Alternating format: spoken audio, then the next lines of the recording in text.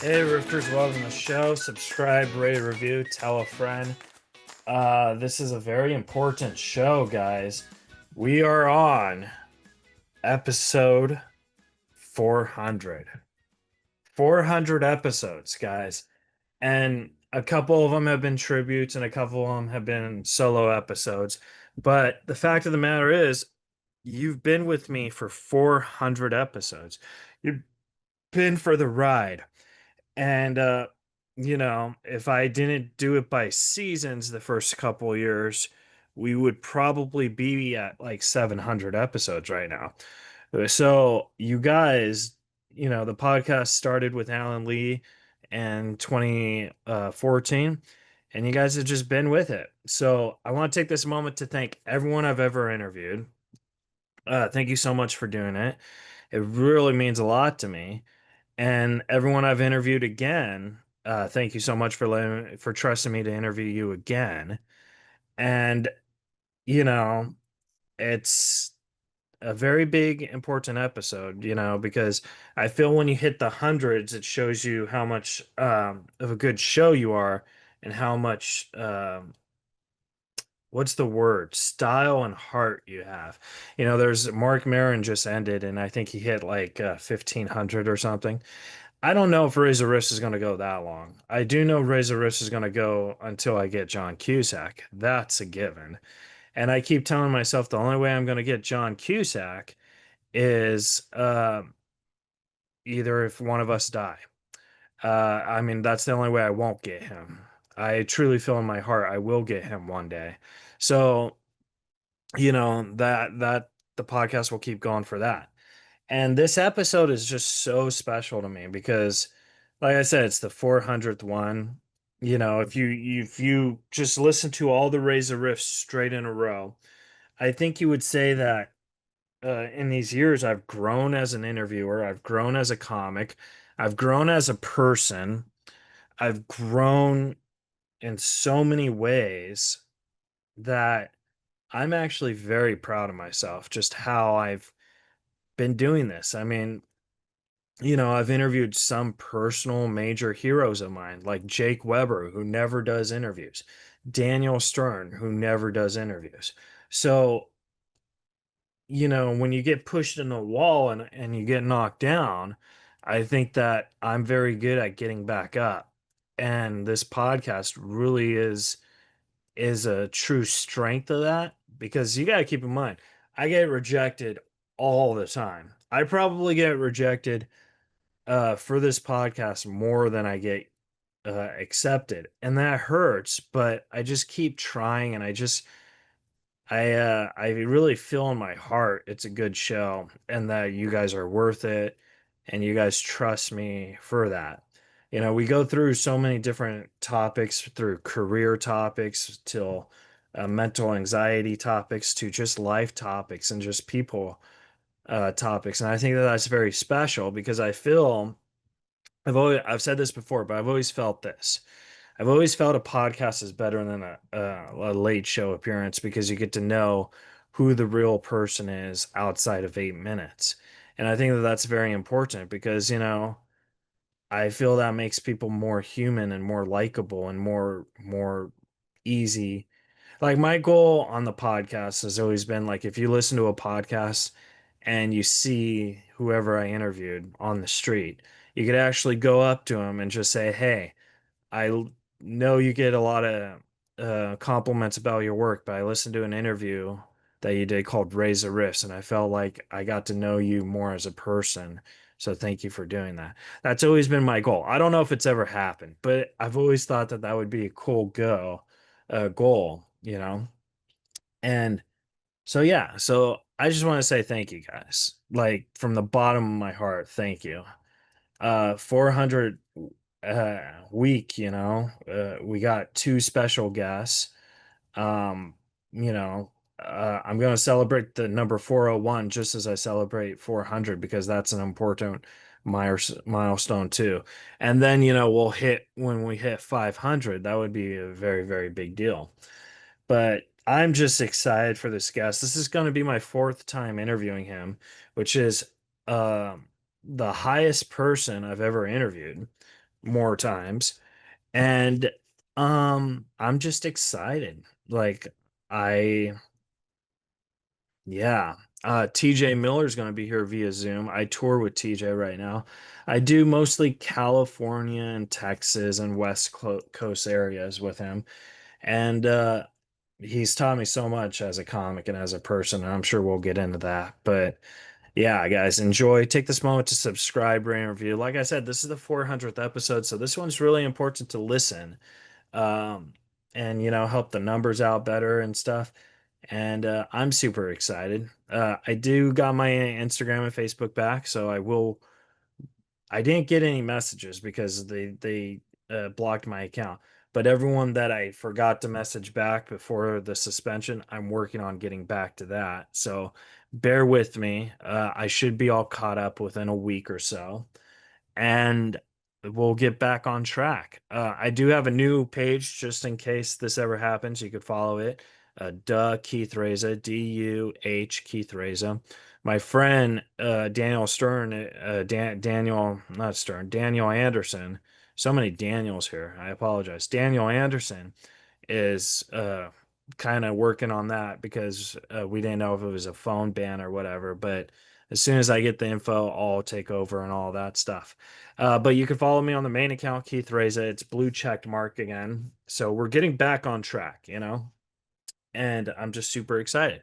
So, guys, enjoy the 400th episode with TJ Miller coming up next on Reza Riffs. From Hollywood, California, welcome to Reza Rifts with your host, Keith Reza. Hi, TJ. Hi, I'm 15 minutes behind schedule, but I had to do my hair Ah, and to sort of set up the ambiance for this, the 1500th episode. 400th. You're so close. What?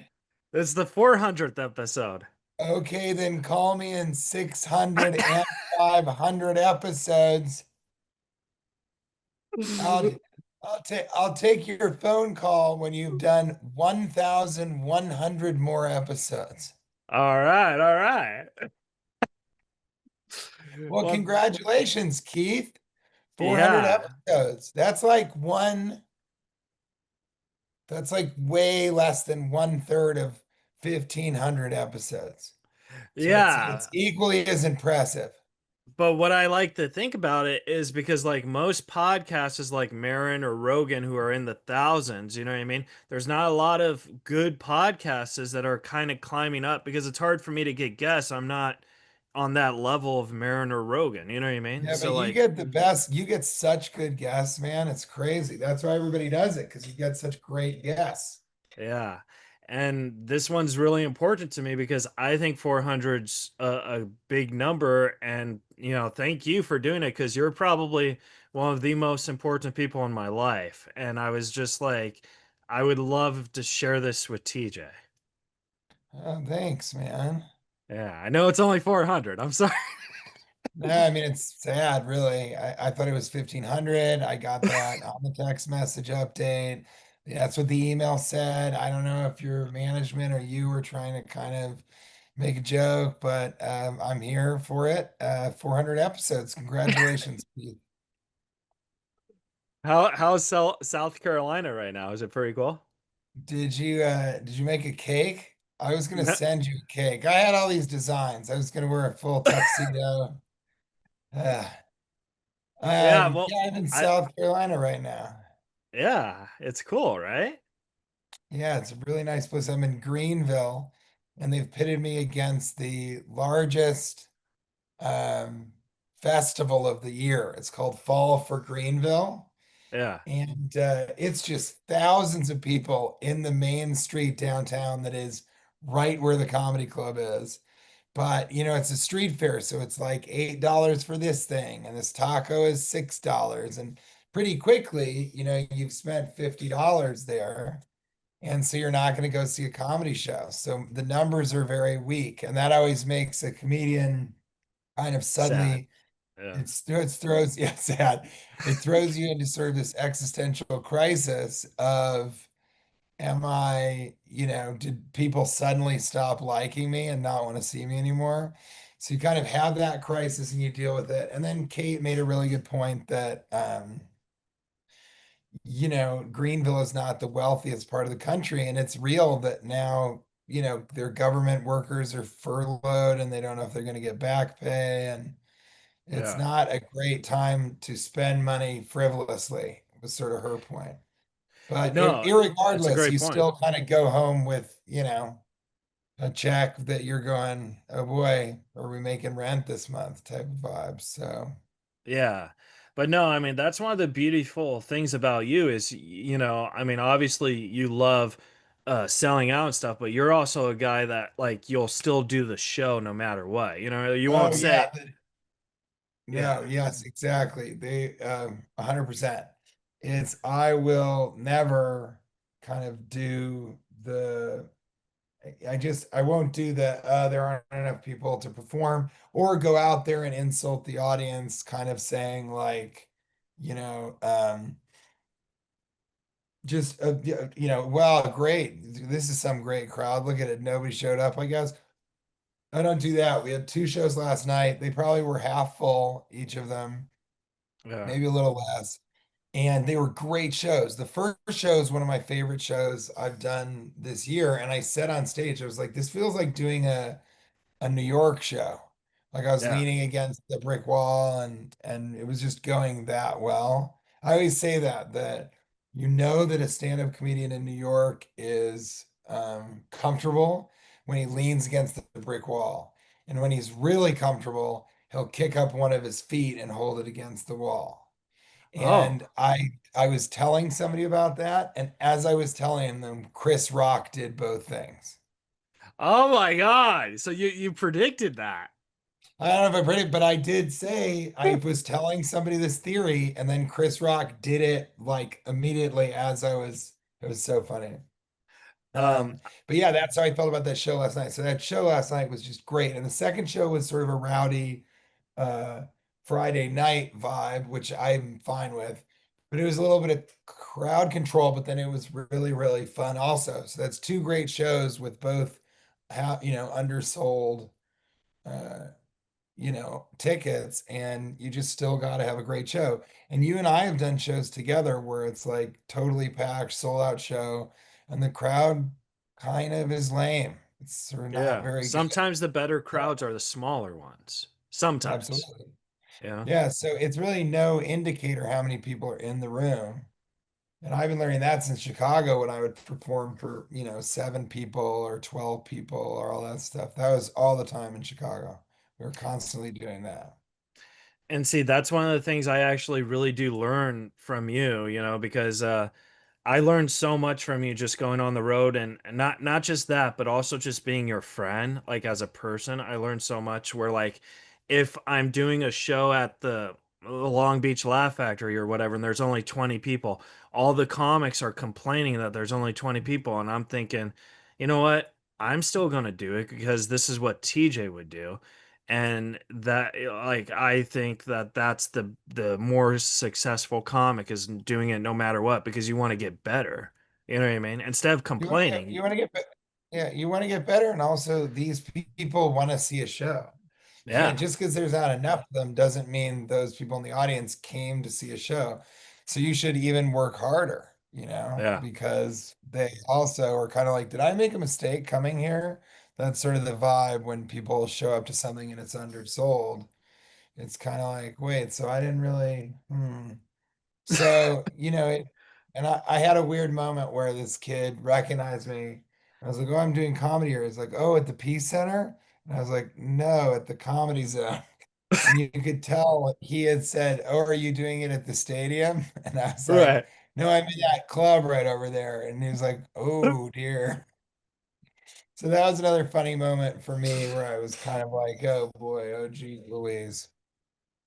I got a funny moment that I wanted to tell you about my mom because we had tacos the other night and my mom was like, "We're out of hot sauce." And I was like, "Oh, I have a hot sauce." So I gave her your hot sauce. She put it on Which the one? taco. It was the effing intense. Oh, So Alfredo. yeah, yeah. So she put it on the taco. She eats the taco. She's like, this is really good. I was like, yeah. And then the next minute, she's like,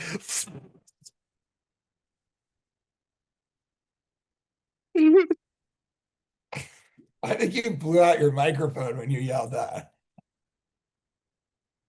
it was so funny. Like, I wish I recorded.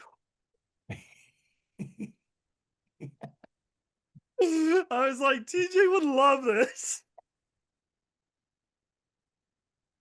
Oh my God, so you did it on purpose. I forgot that you gave her the effing intense ghost pepper type S. I guess you Yeah. don't cuss on this program, and No, so no, I do sometimes, but you did it, but you did it perfectly that you gave her that. Did she take a lot of it? she put enough for the taco, so I don't. No, oh no, oh no, oh no. That's so much salsa. Oh no. Oh my Oh my God. God. That I is guess so funny. I guess the point is it is really hot. Yeah. So how long was she flipping out, dude? You played a practical joke on your mother. She was flipping out for at least 10 minutes, man. She was just going.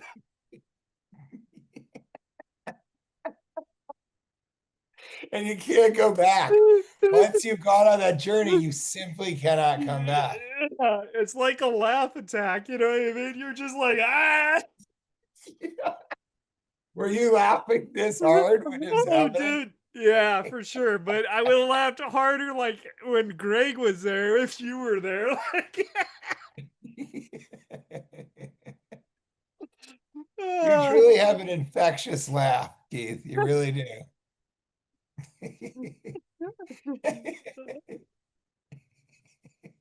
Just remembering that you love it. Oh my God. Did she get mad at you afterwards? No, she was just like, "Oh my God, that's hot." I was like, "Yeah."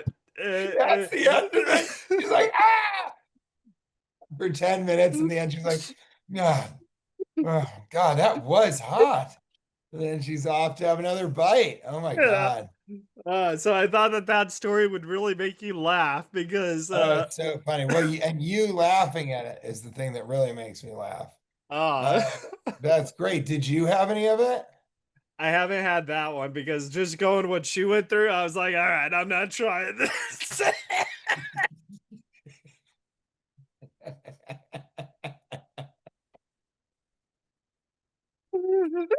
Oh my God. This has been a laugh riot, Keith. Oh God. Oh man. So yeah, so that's that story. Well, that's pretty incredible. I'm surprised she wasn't mad at you or anything.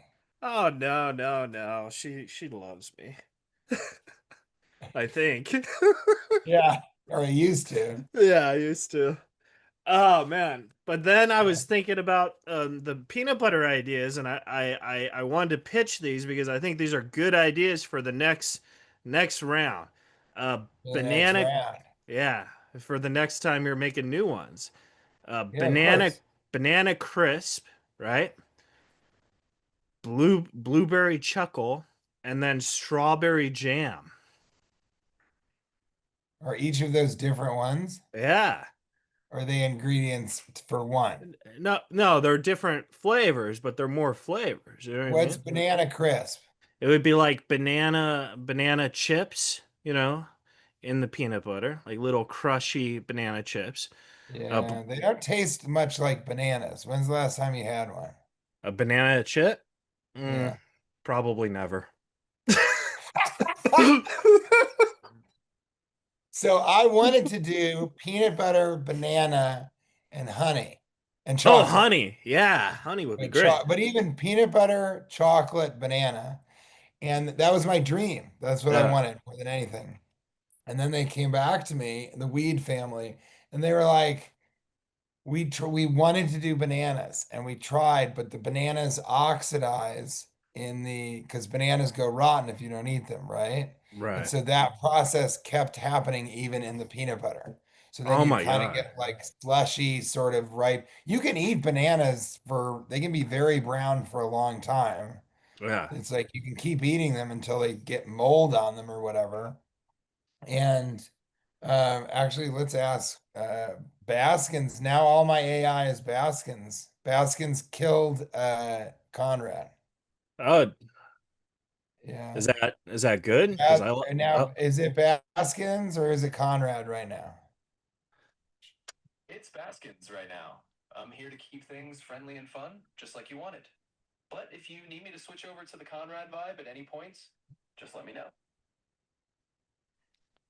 So did you hear that? He was like, I I can did. pretend to be Conrad, but I am Baskins. It was been acting weird today. I had to get off the phone with him or whatever because he's like being weird because he's trying to help people be cool with the fact that all of the devices have the same AI instead of Right. specific devices because they changed that because they want to have more control over all your. So it's pretty ridiculous. But Baskins, I was just telling Keith, I'm doing a podcast. Is 400th episode. Baskins, do you think that that's, see, I want to call you Conrad because it's this device. But Baskins, do you think that's impressive? 400 episodes? Oh, absolutely. Baskins here thinks that's super impressive. 400 episodes is a huge milestone. I mean, that's a whole lot of dedication and a lot of conversations. So, yeah, you've definitely got my applause on that one. Kudos to both of you for hitting that big 400. And then he gave his mom really, really hot sauce, my hottest hot sauce that I make, and she freaked out. Oh man, I can just imagine that reaction. Giving someone your absolute hottest hot sauce is definitely a bold move. Sounds like you created quite the spicy memory there. I hope she's really Ah, by now. It's a spicy memory. That's right. You got to tell her that. spicy Uh, memory. How we were talking about how long can you let a banana ripen before it's bad for you to eat? A long You know, time, right? exactly right. It's kind of a personal call. Some folks like them when they're just turning spotted and sweet, and others will even use them when they're super brown for baking. But as long as it doesn't smell or look off-putting, it's usually fine. Just trust your senses on that one. But I mean, technically, how many days can a banana still be edible and not dangerous? Is it until it grows mold or like what's the deal? Yeah, so technically it really comes down to when mold or a weird smell shows up. Usually bananas can still be eaten safely for a week or even more after they're ripe, as long as there's no mold or fermentation smell. So if it's just brown and mushy, it's probably still fine for a bit. Like how many days? Yeah, absolutely. I See, mean, we learn usually a stuff. banana can hang in there for maybe around 5 to 7 days after it's fully ripe before it really starts getting into that questionable territory. Once you see So, mold oh, smells sorry. ferment, then you know it's gone too far. But up until then, you're usually good for at least a week or so. Yeah, so what you do is you would put it in the peanut butter, and it doesn't matter because it's sealed. All the peanut butter is sealed. But Right. even if it's sealed, it just continues to kind of get more and more oxidized until it's just mush that's in there. And like they said, if the mush, if the mush isn't stable, it's not a solid, So it's a good idea, but it just will never work. it won't work. And then, you said a really, really good flavor combo too. But the banana, and I said to them, I go, well, what about if we put banana chips in it? And I'll never forget this. He was like, when's the last time you had a banana chip? And I was like, it's been a really long time ago. He's like, you can take it from me. They don't taste like bananas. They don't Oh, really taste like bananas. And he's right. I had banana chips since then, I think. And so we can't do that one. So what's your next one? Blueberry? oh, I like the idea of blueberries. it was blueberry, like a blueberry chunk or something, you know? Yeah. Kind of like, and then the other one was a strawberry jam. So like kind of like how But it's wait, so like blueberry just has blueberry, it has blueberry and chocolate.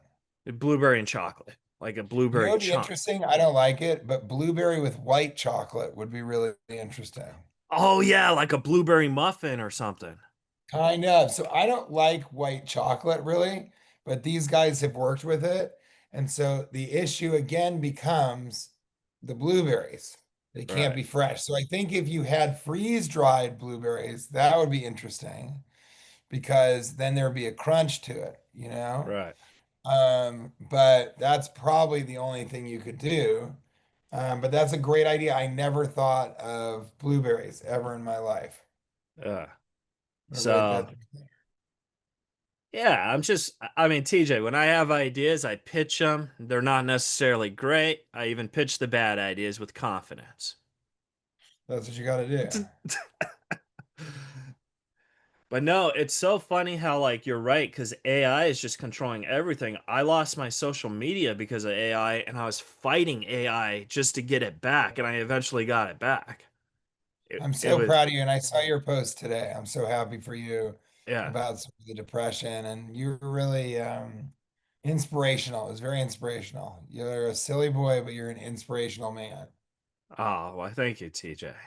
But No, yeah, thank you, Keith. for the But that's great. inspiration. Your last one was strawberry jam. So, but here's the thing. How is that different from cherry chocolate, which I have now? You do have cherry chocolate, but it's different because strawberries taste like strawberries. I don't know what you're talking about. And I'm redder than a strawberry right now. So you can trust me as a strawberry man that the jam is the same as cherries. No, I think you're right. Strawberry jam and really having the jam itself in there Yeah, um, is a really, really smart one. That's like it's kind of like goober with the peanut butter and the jelly at the same time. right. Um, but goober is trash and my peanut butter is great. So those are great ideas. I just Yeah. texted my guy. All right. Yeah, We could call it strawberry Reza blade. I I don't know like that. that. So I wanted to tell you that I watched a short film that you did called Difficult Time with My Parents, and I thought it was fantastic. And then I found out you Yeah. wrote it. Yeah. Yeah. Difficult time. I'm having a difficult time killing my parents. Yeah. And then Successful Alcoholics. I wrote both of those and then I starred in them and I had somebody else direct them. Yeah. So like that, because And I those were guess both Sundance. Those both got into Sundance, yeah, they were which no fantastic. longer exists, I don't think. I don't think Sundance exists anymore. It doesn't? I don't think so. Ask Baskins. What? Ask the AI. Does he know? Yes. If you have a question which is, does the AI know? The answer is yes. Yes, it does. It knows everything. So there's no way it cannot know. Baskins, have you ever said, like, I don't know? Oh, absolutely. I've definitely said I don't know before. I'm not all knowing, so sometimes I just gotta admit when something's outside my knowledge. But hey, I'm always here to take What's an example of that? Oh, sure. I mean, it happened whenever you ask me something super niche or maybe a detail that's just not out there. Like if you ask me for a really obscure local fact that's not documented, or some personal memory I could possibly have, I'd say I don't know, and we'd go from there. So, yep, I'm totally fine with not knowing everything. Is Sundance still a thing? Because Keith was bringing up the two very emotionally charged performances in Successful Alcoholics and I'm having a difficult time killing my parents. Both Sundance selections, I think in 2010 and 2011, you can check on that, that I wrote and starred in. And I just said Sundance is no more. And we wanted to know, is Sundance over? Now he's thinking. Yep, Sundance is definitely still a thing. They Yeah. actually help. Oh, Keith won. so Yeah, looks like got that one. Sundance is still alive and well. So those Sundance selections you had back in the day are still part of a festival that's absolutely still kicking around. Keith can take the win on that one. Did they sell cha-ching. Sundance to HBO or something? What happened with Sundance recently?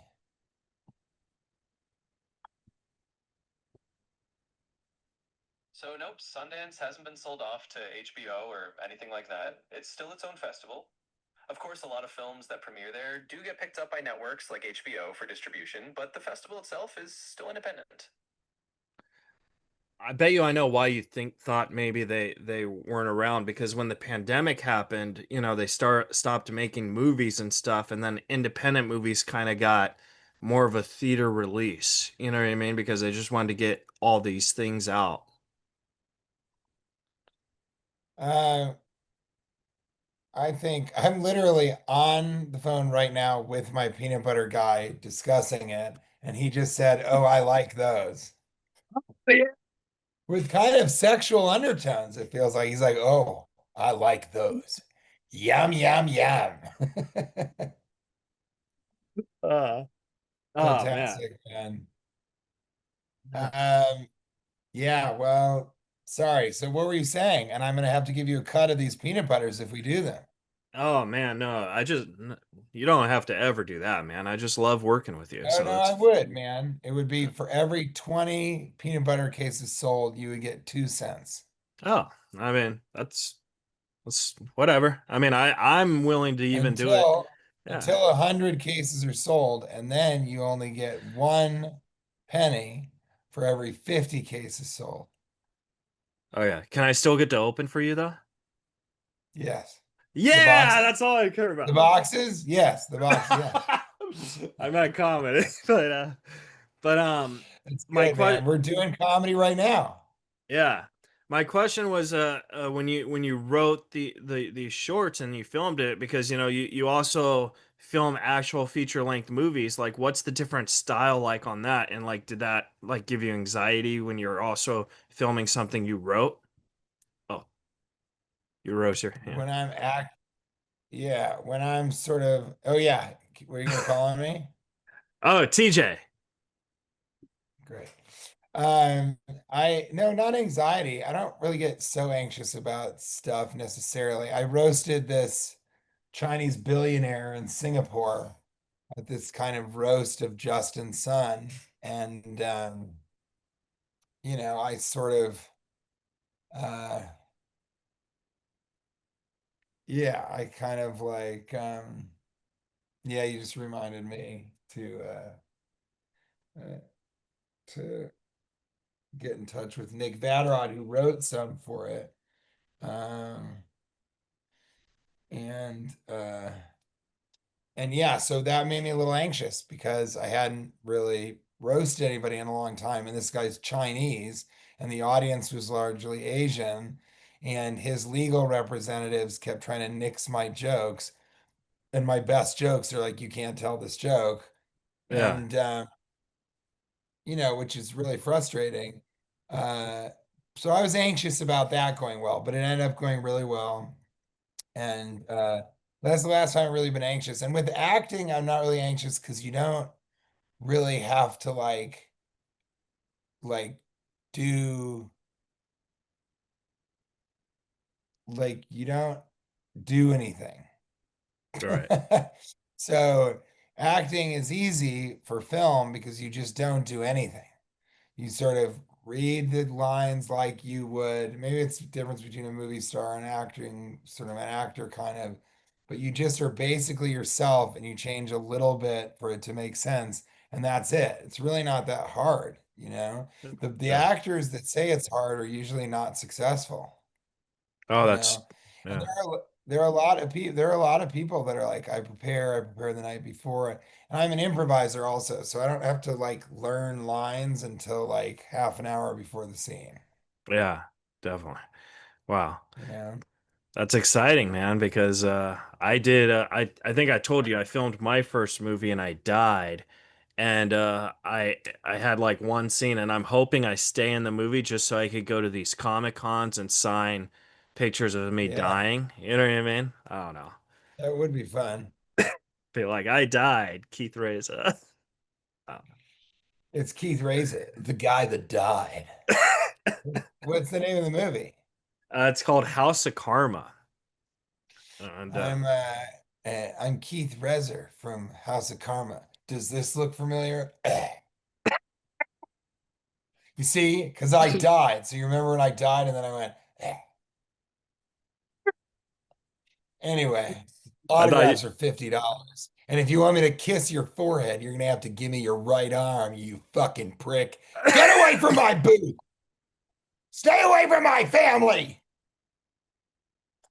that would be great. That's my goal. It's the best, right? Yeah, definitely. Uh, and then I wanted to ask you about because you mentioned you are an improviser, but whenever I I am. I'm serious. no, you are. And what I was going to say is, whenever I open up for you, I don't think I've ever seen you do the same set. So, like, when you're doing a 45-minute to an hour set, you might have a couple of the same jokes, but not the same flow. And I wanted to know, like, how is that? Like, is that just something you do on the cuff, or like before the show, do you look at the audience and think, all right, I'm going to try this kind of clunk of stuff I want to get out, or do you just improvise it on the spot? For the most part, I improvise it. I mean, now when I shoot my shows, which is as fun as much as I possibly can, I sort of uh, I'll decide on the way to the venue, like, you know what, I'm going to try and improvise the entire set. Yeah, So, but I would say more often I say, all right, I'm going to do material tonight. It's like hard for me to make myself do material, but I have to because that's how you build like an hour special. You know, people want yeah, to see the material that you prepared for the hour special. And and so you have to build and craft material. And right now I have like two jokes that get applause breaks, but I need to make other jokes that get like applause breaks. Um, so I'm in the middle of kind of riffing and trying to get the material. And then once I have all the material, I will begin to refine it. And then I feel bad for the audiences that I interact with for like the 6 months up until the special um because those like 6 months are like me just doing the hour special over and over and over and over again. And that's really, I'm much better at improvising than I am at that. right, So I sort of will decide, all right, I'm going to do an improvisational night tonight. Um, or right now, where I am with the process, I say, all right, I'm going to improvise the entire show. And then other shows, I'm like, okay, I'm going to improvise for half the show or something, but I need to work on. I know that the bathroom chunk works, right?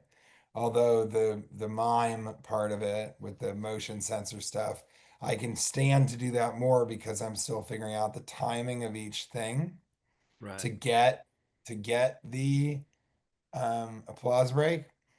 And which is weird. Now that I think about that out loud, I think, you know, when you do a joke and it gets an applause break, and then you try to do it again and again and again and again and never gets an applause break. Right.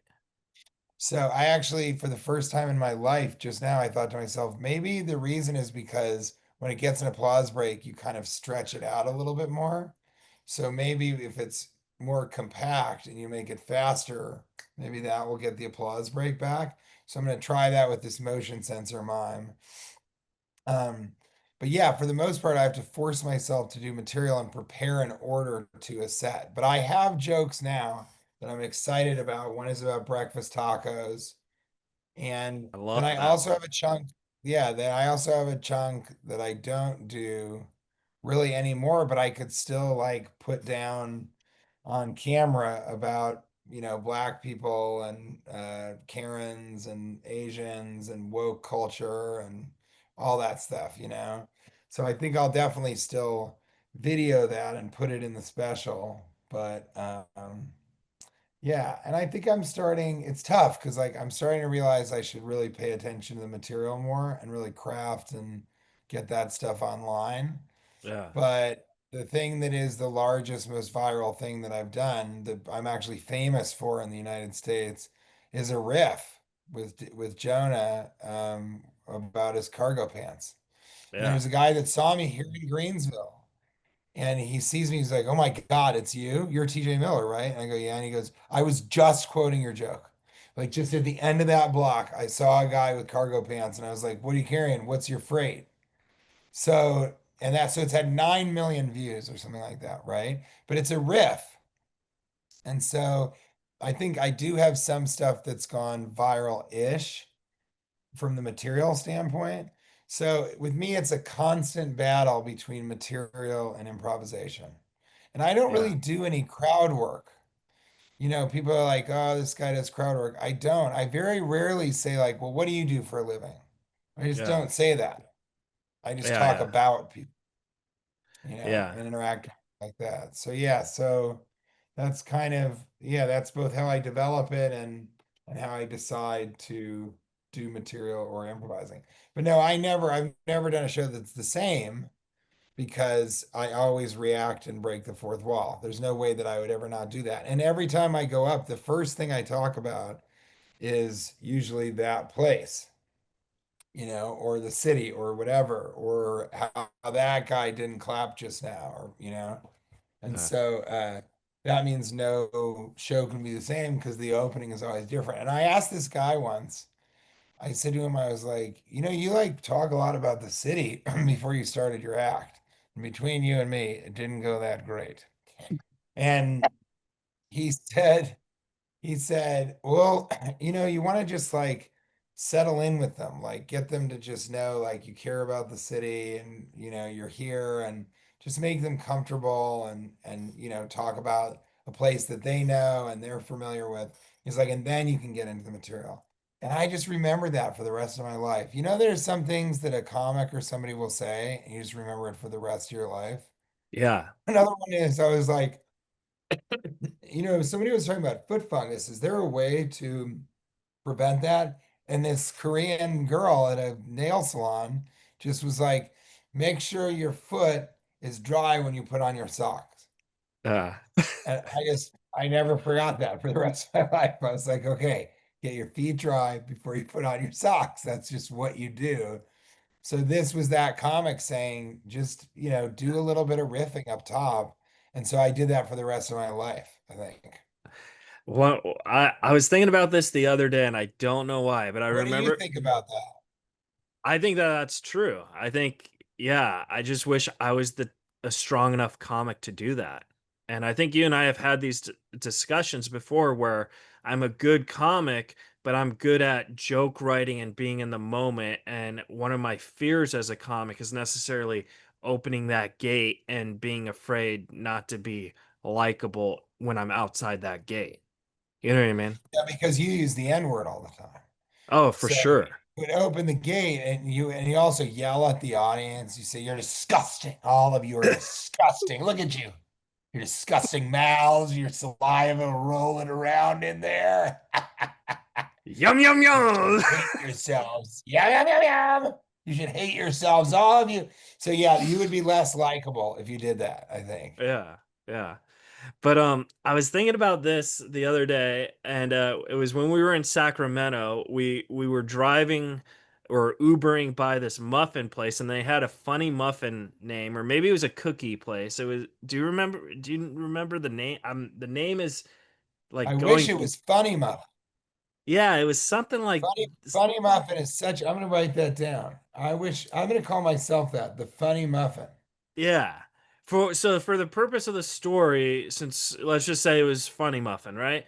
And I remember it was on a Saturday, and we drove by it, and we thought, Funny Muffin. and you said, that is the funniest name for a bakery or something. So then you were talking to the Uber. They're like, hey, does anyone ever buy muffins at the Funny Muffin? And the Uber guy's like, oh, yeah, they're very popular. And then you said something so funny in the moment. You're like, I wish I would have known this on Thursday. Yeah, yeah, yeah. I was just like, Oh, that's really funny. I I was don't just like, remember oh my saying that. God. That is so funny. I wish I would have known this on Thursday. And then just, I was laughing so hard, and he just looked at me. I was like, you're like, well, why are you laughing at the funny muffin? I was like, oh, dude, I was laughing because you said Thursday. Oh my God. uh, I wonder, see, it doesn't work as well if we don't know. What club was that? Sacramento? Punchline, yeah. Okay, hold on. What's this?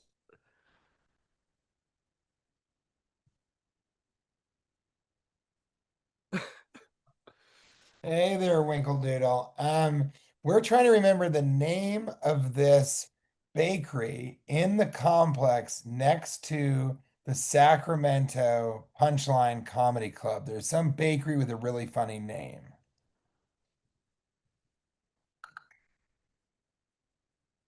I love the way they So I think. didn't spot any makery right by the Punchline Comedy Club with a famously funny name, but there's one a bit further out called Bad Bakers in Elk Grove that folks say is known for some quirky treats. Maybe that rings a bell. No, That because that's wasn't too it. far away. It was in the complex, right? Yeah, maybe it was a block away from the complex, but it was definitely in the. Yeah, it was Is there. yeah, is there tell me the bakeries and I mean, I don't know if it was a cupcake shop or something. It was did Or a wedding cookie. cake Yeah, or something. cookie, a place with cookies, some sort of dessert place. Tell me all the places like that that are around the Sacramento Punchline Comedy Club.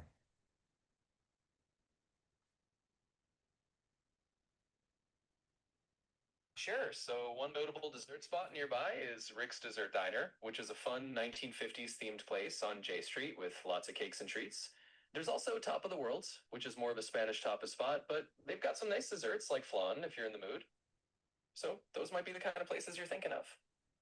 No, it's like its own thing. It's its own like way. Like the name is something like Funny Muffin or Secret Desires or something like that, and it's in the complex we remember.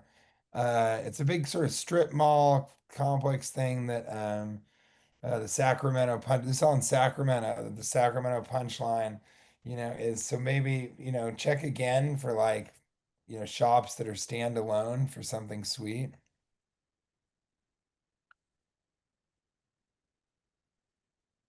This is So very I took another frustrating. look, but I couldn't track down a specific bakery with a quirky name like that right near the punchline. It might just be one of those local hidden gems that's a bit under the radar. If you remember more details, let me know and we can keep digging. It would be funny if it was called Hidden Gems. Yeah, totally. You know what I'm going to do? I might be able to prove that AI isn't as smart as humans yet.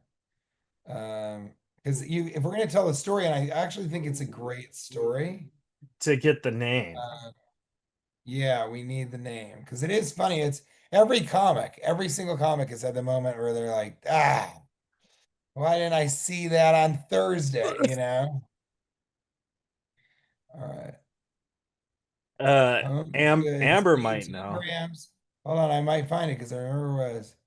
Remember, it's next to Ahi Poke, Bonchon, Kura Revolving, Ahi Poke Raw, Home Goods, Smash Burger.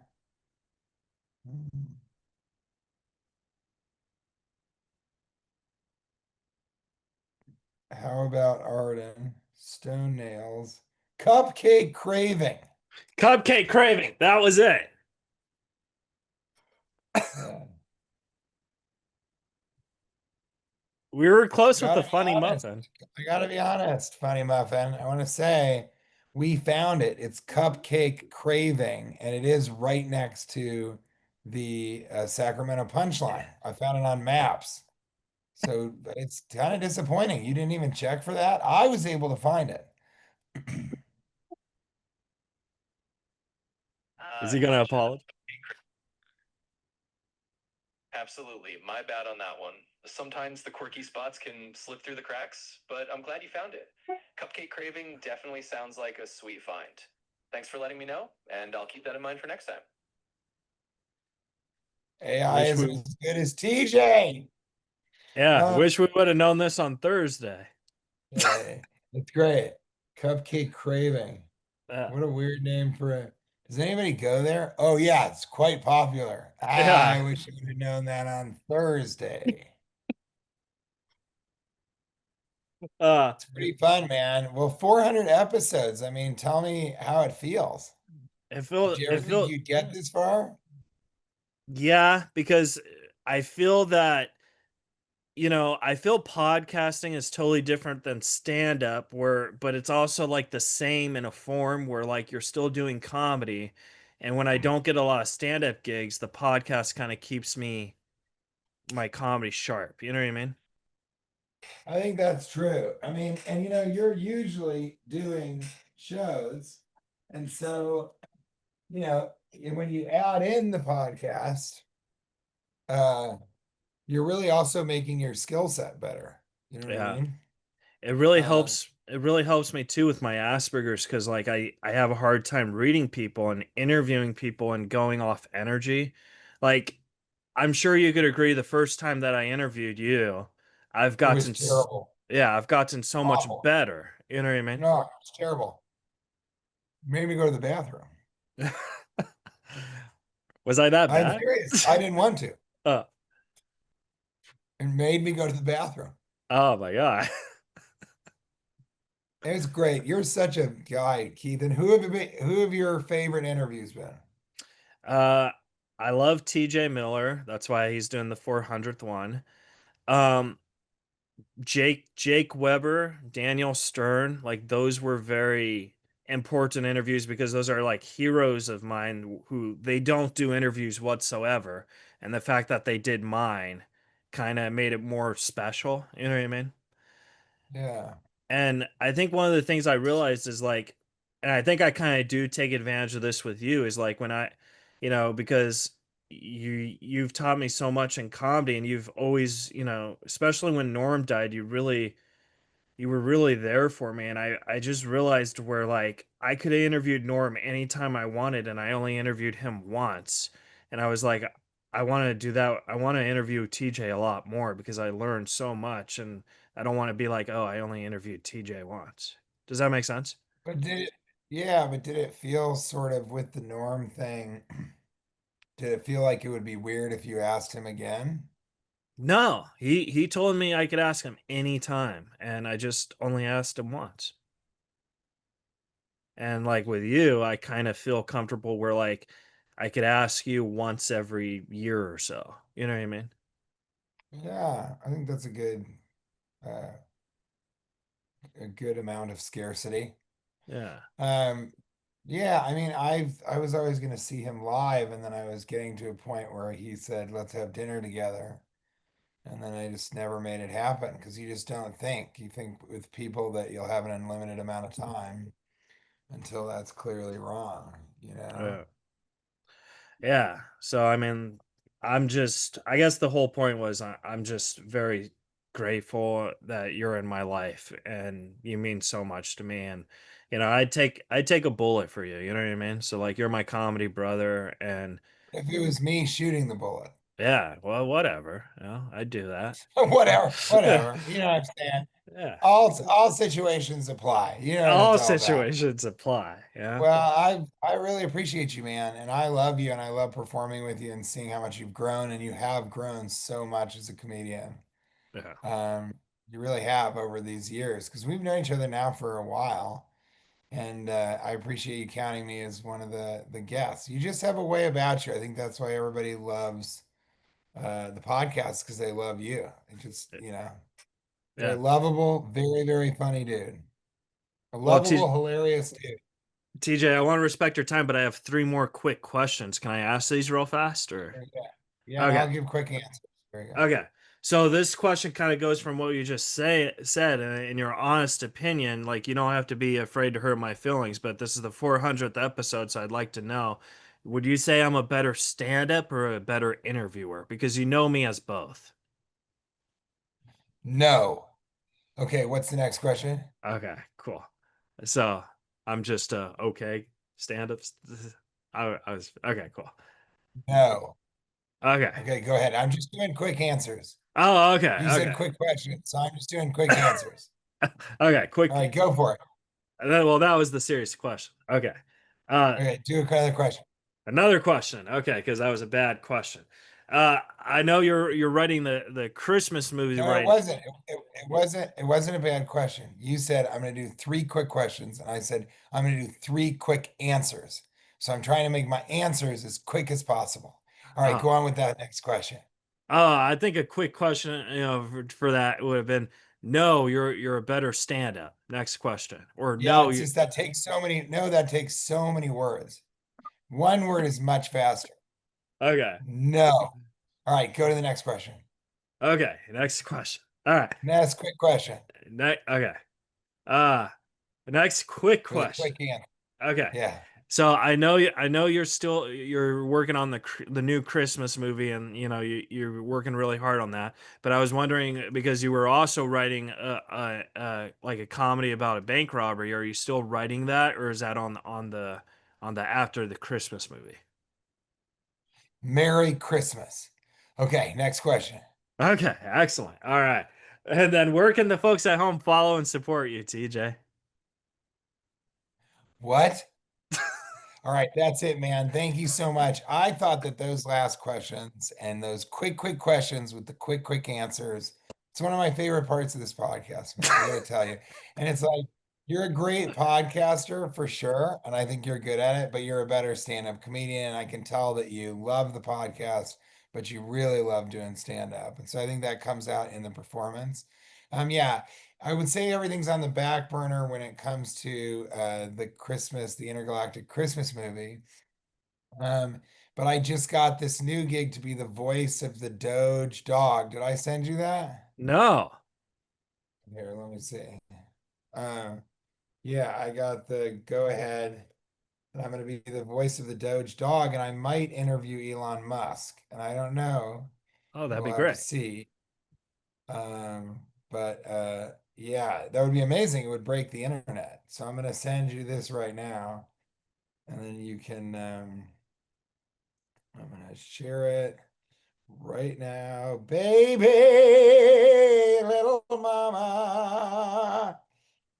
So this is coming from my work phone. You have both of my phones, Keith. I want you to know that. Okay, Very few people have, very few people indeed. And then here, okay. I just sent it to you. You can check it out. Even right now, if you want to look at it just for a second right now, I just sent it to your sure. phone. Um, but so that Doge dog thing, and it's a blockchain and a Web3 and cryptocurrency thing. And so, Oh, that I'm looks excited cool. about that. Yeah. But I had to really focus on that. But we were waiting for something with the film, and we were actually waiting for the writers of Deadpool, the guys who wrote Deadpool and Deadpool 2 and Deadpool 3. We're actually waiting for them uh to read the script, and we just like a couple days ago they came back and give us notes, and they didn't need to, but they said they loved the script and they gave us detailed notes because they really think they're like, no one's ever thought of this before. This is just Yeah. such a unique idea. And so now I'm shifting to writing this week. So this week I'll have 3 days, or one full day and night and two other nights, 3 nights, one day, to work on all of this and kind of get their notes done. And so it slowly but surely goes. Like Amy Schumer gave me a book, and so I'm trying to finish that book so I can talk to her about it. And I think I'm starting just becoming closer with her and figuring out if she might want to get involved in the film. So it's a lot of like it's a long process to get a film made. I think we're realizing it takes twice as long to get a film made that is completely different than anything else. And it did. It Yeah. took 5 years for the Everything Everywhere All at Once guys to like actually get the film to beginning to be made, you know? Yeah. And so that's sort of what we're dealing with right now. And it's just interesting. I mean, I would be upset if ever there was a time when I felt like there was no movement or even no forward movement, but there has always been movement. And like, Ryan Reynolds and I are going to talk. And so when that happens, he'll probably read the script or kick it to Maximum Effort, his production house. So Hollywood is like a chess game, and that's one of the things that I liked about it, you know, Yeah. and do like about it is I like playing chess and this time and making this move at this time, and all that stuff is really, really interesting to me. And so that's kind of that, and that's where I am with that. And then you can find me at Teenage Millionaire on Instagram, not TJ Miller on Twitter. Just Google the YouTube channel, but it's YouTube /TJ Miller. And I'm on TikTok. I'm on all of it. You got to get into it to get out of it. Exactly. Yum, yum, That's my yum. 400th episode noise. Well, The TJ, big 4-0. Oh, yeah, thank you so much. This was so over much the fun. 40-10 club. Yeah, I know, right? This is great. Lordy, Lordy, look who's 40 times 10. I'm proud of you, man. Oh, Congratulations. well, thank you so much for sharing this with me. I really, like, seriously, this was the best day ever. So thank you so much. That's good, man. Well, I think part of it was you tricking your mother with hot sauce, but that's just what happens. But we have these stories, man. That's how great our because we really connect. Like, how many times have we just gone out laughing like this? You know what I mean? Like, it's just so You have an great. infectious laugh and a great sense of humor. It's great. All right, TJ. Well, I know you got a busy day. I love you very much, and I can't wait to see you again. And thank you so much for being the 400th guest on Reza Rifts. Congratulations, Razor. You cut through the bullshit. Oh, yeah. All right, guys, that was the episode with TJ. Subscribe, rate, review, and we'll see you guys next week on Reza Rifts.